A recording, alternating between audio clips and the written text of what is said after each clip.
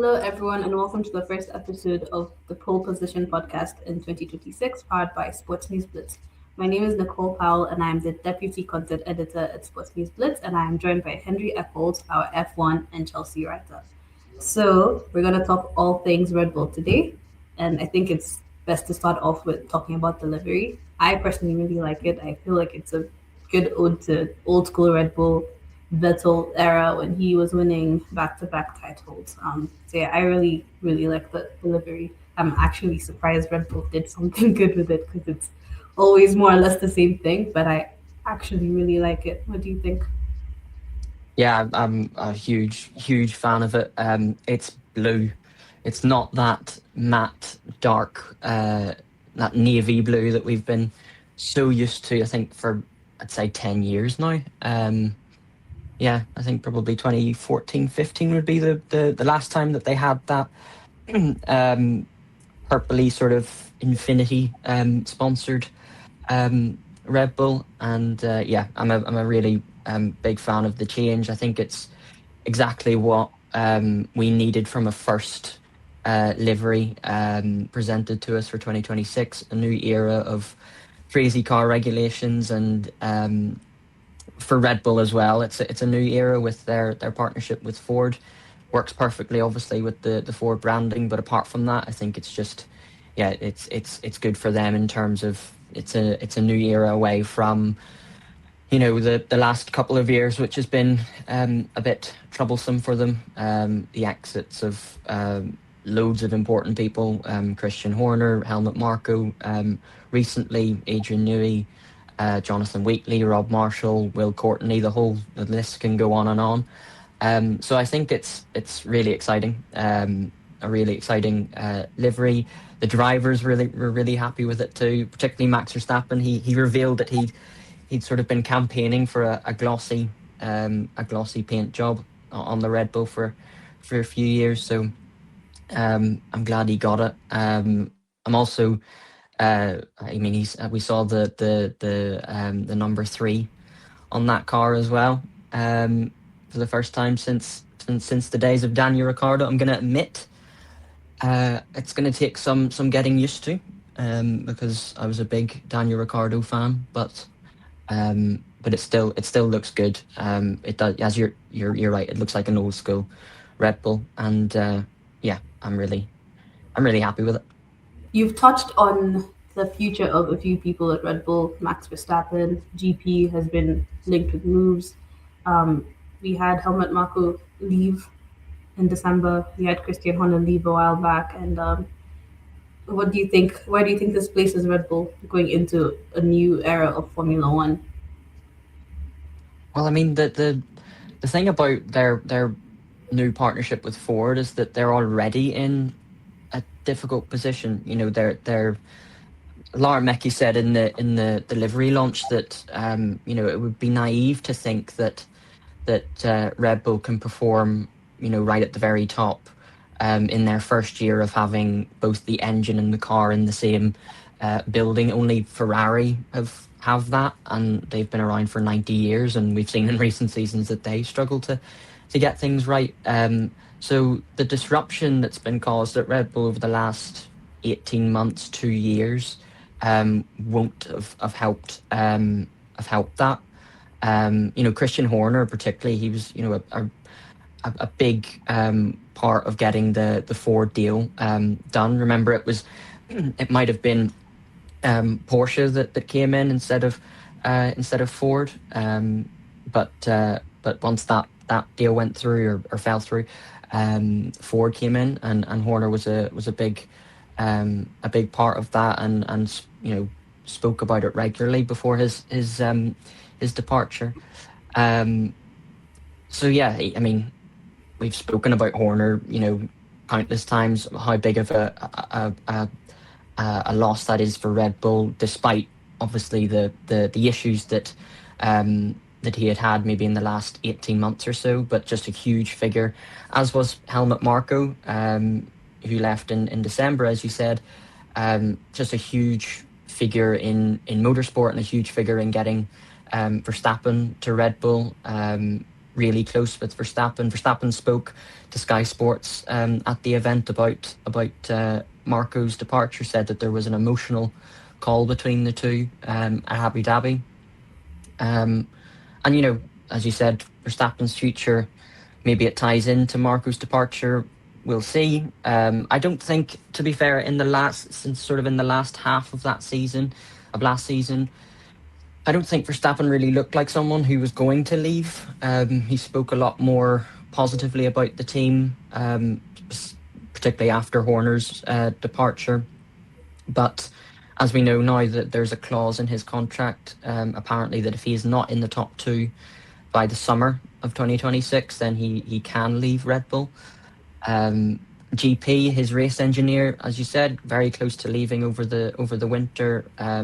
Was in talks with Aston Martin, a team that we know want Verstappen. He was apparently in talks with Williams as well, but he will stay for this season, which is only good for Max. Yeah, I think. I agree with Mekis. I think it's going to be an interesting first half of 2026 for sure. Um, you know, Ford themselves, that they only got involved, but they got involved about a year into Red Bull's actual powertrain project began. So it hasn't been smooth sailing for them either. Um, their last time in Formula One in 2004 ended quite badly. In fact, Ford owned the Jaguar team that they had, and had to sell it to Red Bull for £1, I think, in 2004. Um, so hopefully it doesn't go that badly for them this time. So yeah, I think it's a messy situation that maybe the glossy paint of that new Red Bull is kind of distracting us from. But we'll see. We'll see. We never know in Formula One how these things are going to turn out. Yeah, and let's say Red Bull don't have the greatest start to this new era, and Verstappen is actually allowed to leave the team. Where do you think he'd go? Because I think Aston Martin probably have the upper hand here with Adrian Newey, and with them having talked to GP already. I think that's a move that could actually happen, but that all depends on how Red Bull do and how Verstappen feels about staying in this sport and leaving a team he's been with his whole career. Yeah. Yep. Yeah, for sure. I mean, and you actually said it there. It's not just about Red Bull as well. It's about what the sport actually looks like in 2026 and beyond. Verstappen has made no he's made no secret of the fact that he'd like to race in other categories at some point. He already is involved in other categories through GT3 and sim racing as well. Um, so it's not a guarantee that if he leaves Red Bull, he stays in Formula One. But I'd still be surprised if that was the case. Aston Martin, yeah, I think very much. I think they're building. They're building for Max Verstappen. You can kind of see it. They've brought Adrian Newey on board. They've got Honda as an engine supplier. They wanted GP. In fact, they were trying to get him on as in some sort of team principal CEO sort of role, the sort of role that Newey currently occupies now. So that was really interesting. So yeah, Aston Martin, you'd say, would they be the favourites? Quite possibly, but we still have to see how they perform. It's not a guarantee that all of these really interesting, legendary parts of Formula One all come together to make a really efficient team. I think we have to pay attention to Mercedes as well, of course. They've long courted Verstappen since his early days. Toto Wolff's big regret in Formula One is not signing a young Verstappen Yeah. way back in 2014, 2015, whenever it was.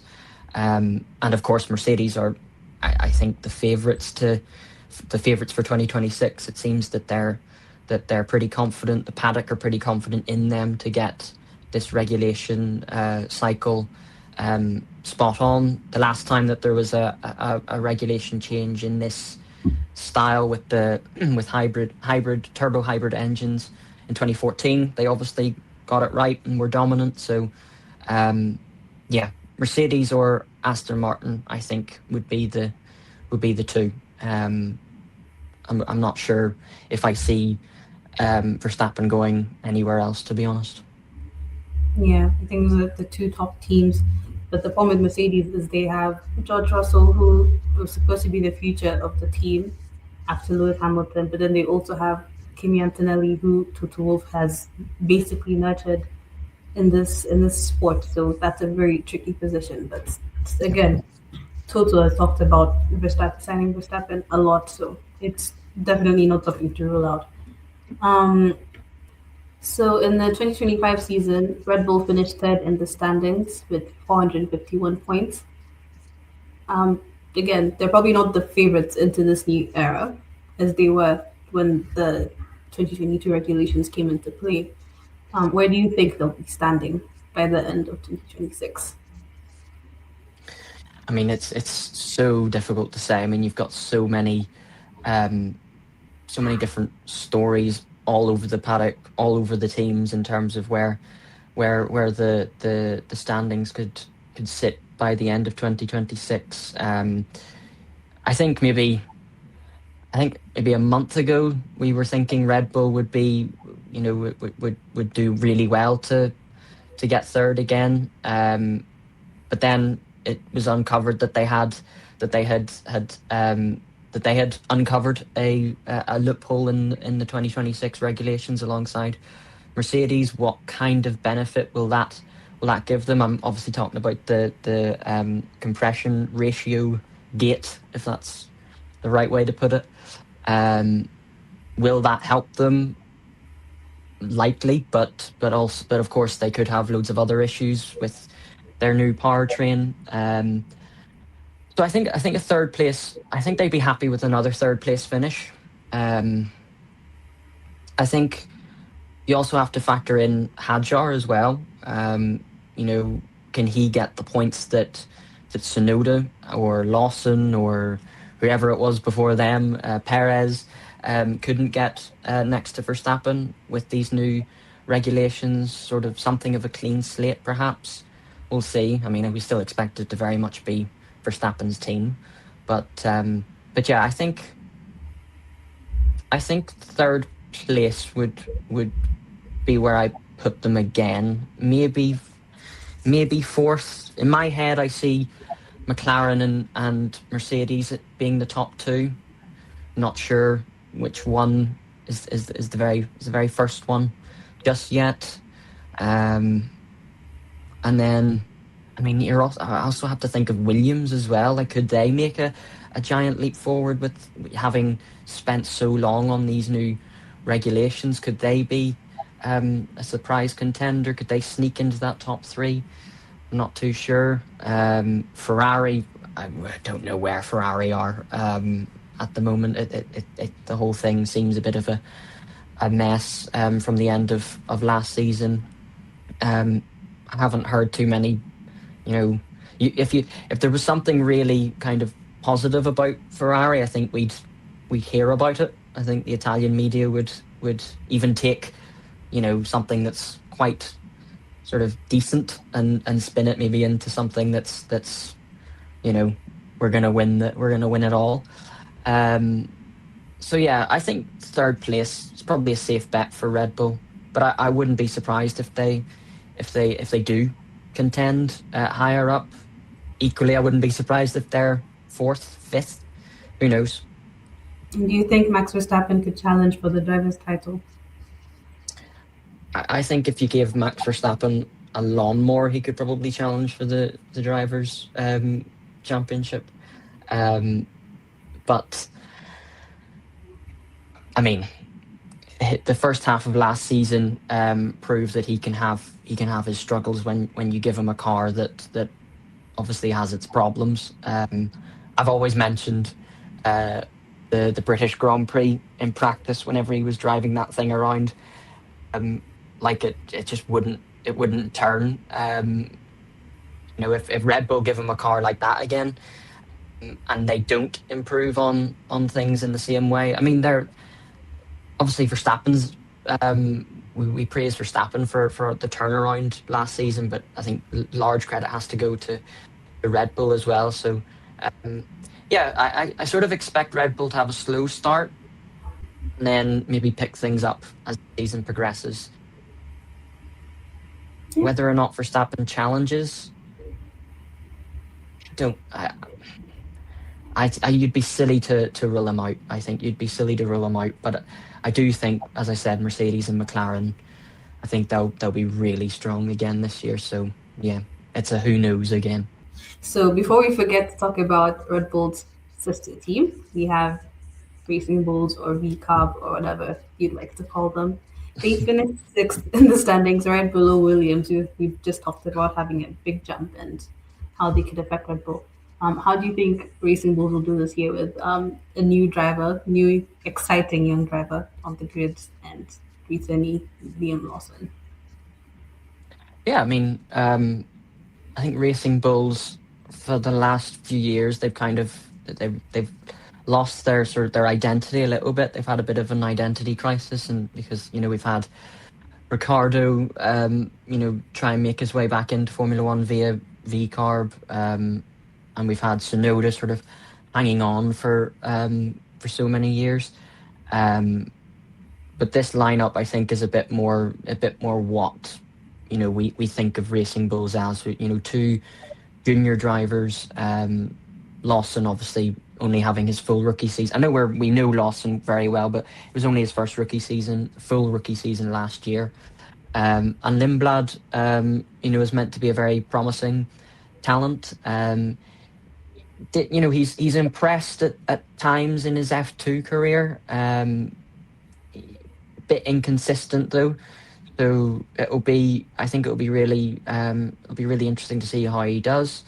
Um, Obviously, no doubting his talent. If Red Bull um, have promoted him to Racing Bulls, um, will they challenge sort of for that top of midfield spot in the same way that they did last year? I'm not too sure. I don't think they tend to sort of do very well with these regulation changes. If my memory served me correctly, or they didn't do their 2022 car, at least I remember that being quite a poor a poor car compared to 21, and it's only it's taken them what 3-4 years to start challenging for points regularly to obviously grab the odd podium as well. Um, so yeah, I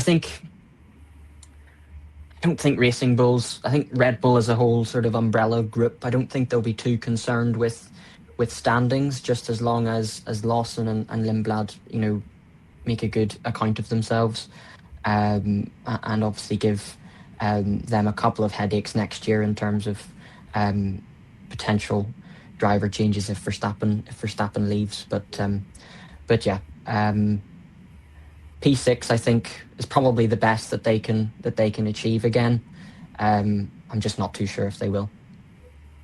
Yeah, I think I have to agree because they've never really been, and as much as they have the advantage of having a good relationship with Red Bull because they're under Red Bull, they've never really been a team that can really climb up the grid. But they have that again occasional podium. They have Vettel's win back in Italy, all the way back in what was it, 2008, I think. I think So so. Yeah, yeah, have those moments that are special spread out across their history. But yeah, I yeah. think it's as good as it can go.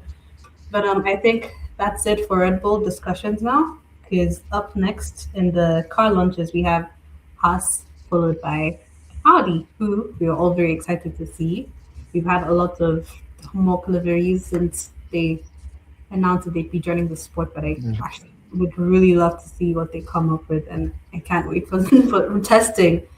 The secret testing, we have no clue. I don't think we'll be able to watch the secret testing, but we have testing in Bahrain, and I'd really love to see just No, but how. we will see. We will see.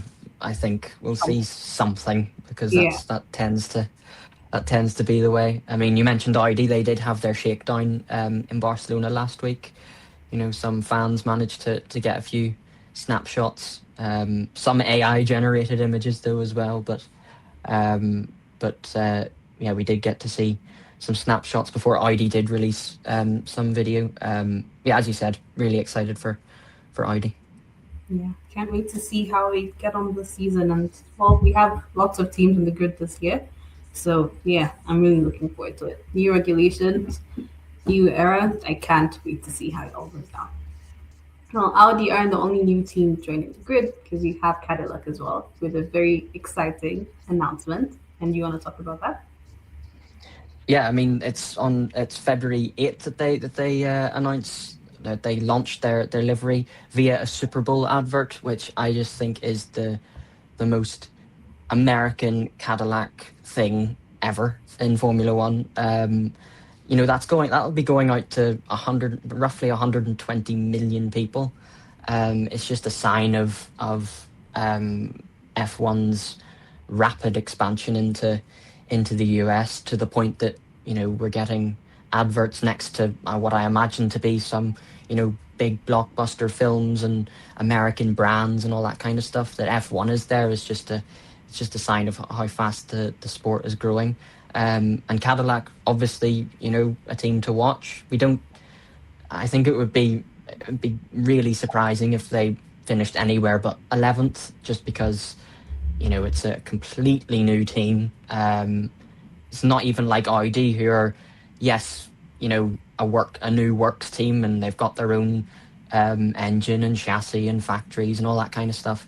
But they're essentially taking over a team. They're taking over Sauber. Cadillac are just completely new, and I think that's just a really exciting thing to watch. And yeah, with the added American element, because Haas, yes, they've been in the sport for 10 years now, but I don't think they've really ever fully leaned into that American link, because they're supplied by Ferrari. They're taking on Toyota as a sponsorship, whereas Cadillac all American. And yeah, it'll be super fun. And also, we've talked about Ford a lot in this episode. Ford and GM, the parent company of Cadillac, they have this huge rivalry, not only in motorsport but just in general, in terms of the auto industry from the very beginning in the early 1900s.